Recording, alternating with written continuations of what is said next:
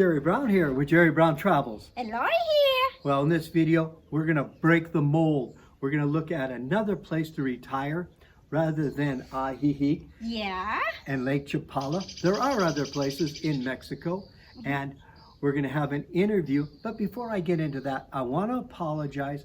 The sound quality in this video is going to be terrible. I really feel bad about that, but nothing I can do about that. So we're going to have an interview with Greg, and Greg is an expat from San Diego, California, that escaped California to retire, work, and that combination of the good life in Mexico. He's going to tell us what to look for, how to check out an area. If you want to move into Mexico or anywhere you would like to move, he's going to give you some good ground rules of what to check into. For an upcoming video, we're going to be talking about a home that you can buy in San Miguel, $89,000. Can you believe that? And we're going to have an interview with Greg, and he's going to give us the full story on it. Introduce you to Greg Gunter, and Greg is, how long have you lived in Mexico? 8.5 years full time. 8.5 years. Okay. Full time. Full time. Full time. Okay. What I wanted to do is talk about an expat and what living in San Miguel is, and some of the information that people won't get. You know, this is behind the scenes questions, stuff like that. So, tell us a little bit about San Miguel and how come you decided to move here. So I was really looking for a place where I knew I could live full time, year round, from a weather perspective, from a climate perspective, from a social infrastructure perspective, from a support network of knowing that there'd be a lot of Americans also that would help me because my Spanish was not that good when I first moved here.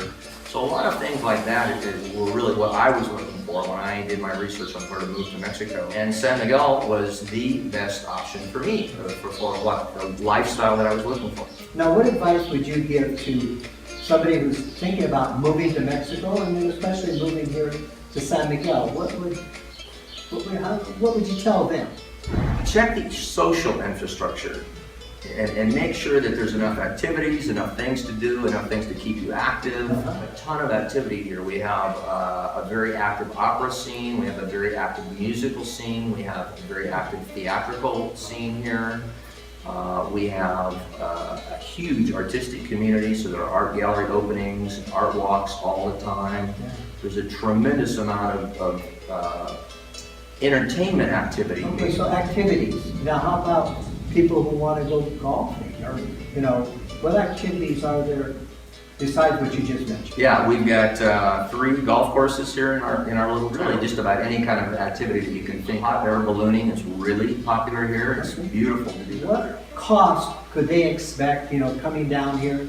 You know, maybe a range of you know, for living expense, and maybe in a sense of a percentage versus, say, San Diego, because you knew that percentage-wise, let's say, living down here. About a third.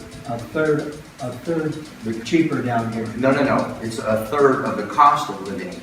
Oh. In other words, I would pay 3 times more to be living in San Diego. Okay. Yes. Okay. From a rent perspective, from a food perspective, from an entertainment perspective. So a couple coming down here, let's say they're both collecting Social Security, even if they're getting, say, $1,200 to $1,500 a month each, so maybe between $2,400 and $3,000 a month, they can do it. Sure, certainly do that. Okay. There was a couple that had produced a book, and I'm not sure it's still in print, called "Falling in Love with San Miguel on Social Security." Ah. And that's exactly what was their. They both were on Social Security. That was their only income, and they lived here for many years and did quite well. They lived in a neighborhood called San Antonio, which is very popular. I saw them out at restaurants all the time, so it's very possible to do that. Okay, now what about medical care?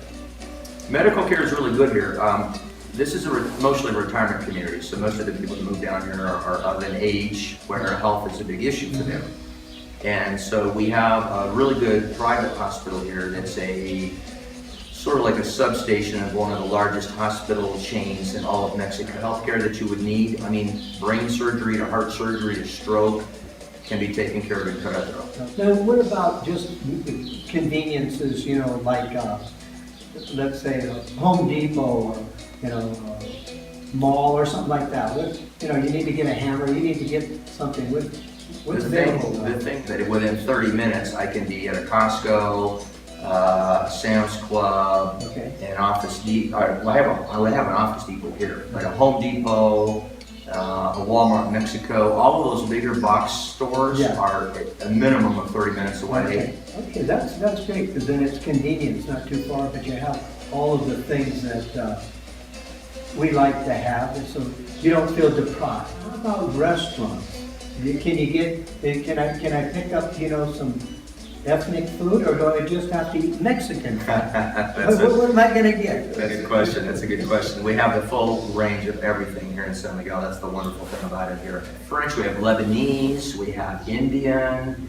I think the only thing we're missing is Polish food. Okay. We have just about everything that you can imagine here. And then you have Thai restaurants? We have Thai restaurants. We have a couple of Thai restaurants. So anything that you can imagine. So it sounds really nice. And weather, that's important.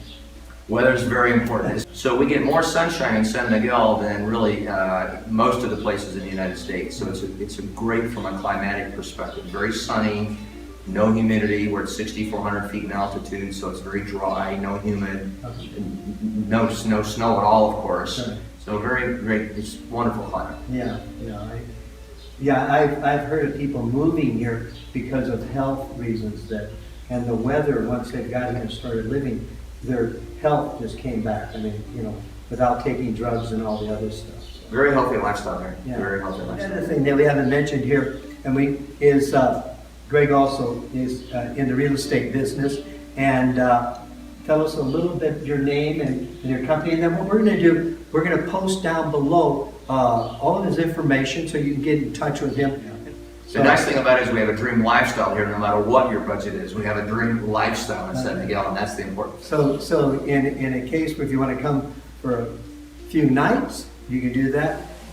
Greg can also arrange for you to get a few months, and then also... Or a lifetime. Or a lifetime. He'd love to sell you a home. Okay, thanks, Greg. You bet. I Thanks, appreciate Jerry. your time. You You're the bet. greatest. Well, there's another place to live. Check out Greg's information here. You can call him if you want information on San Miguel, or maybe even buying a house. If you want his website, check below and the description, and you'll see I have it posted there. Also, when you see this video or you talk to Greg, mention that you saw the video on Jerry Brown Travels. Thank you. We're not done yet. Okay, we want to give you an update on our Patreon account. For you that are new to our video and you haven't seen us before, we are participating in a program called Patreon. And what it is, in a nutshell, is if you feel you receive value from any video creator or something like that, you can actually give them a little tip in the tip jar. And that's what it is. But what we're doing through this time with the coronavirus and what's happening here, we're taking that money that you give and we're matching it. If you give $5, we'll give $5. So between us, we'll have $10 to give back to the Mexican community, the people that really need the money down here and also need the food and household goods, because they haven't received any money down here. They don't have like a subsidy that they can get, you know, from the government. So that's what we're doing. And now, let me be clear with you. This is only something that we are doing. All the videos are free to you. If you don't feel comfortable about contributing to this cause that we are contributing to, don't worry about it. You have your own cause. Look out for that first. But if you do, you may want to drop, you know, $2 in the tip jar, and now we'll have $4 to give away. So, little update on our Patreon. Thank you, patrons, for sharing your prosperity with us. And also, we are raising the money to help the Mexican people here that are struggling just to survive. And through your help, everybody is so happy for the gifts that they receive. We want to thank you very much. Lori and I really appreciate you. more than we can say. All we can say is thank you, thank you, thank you.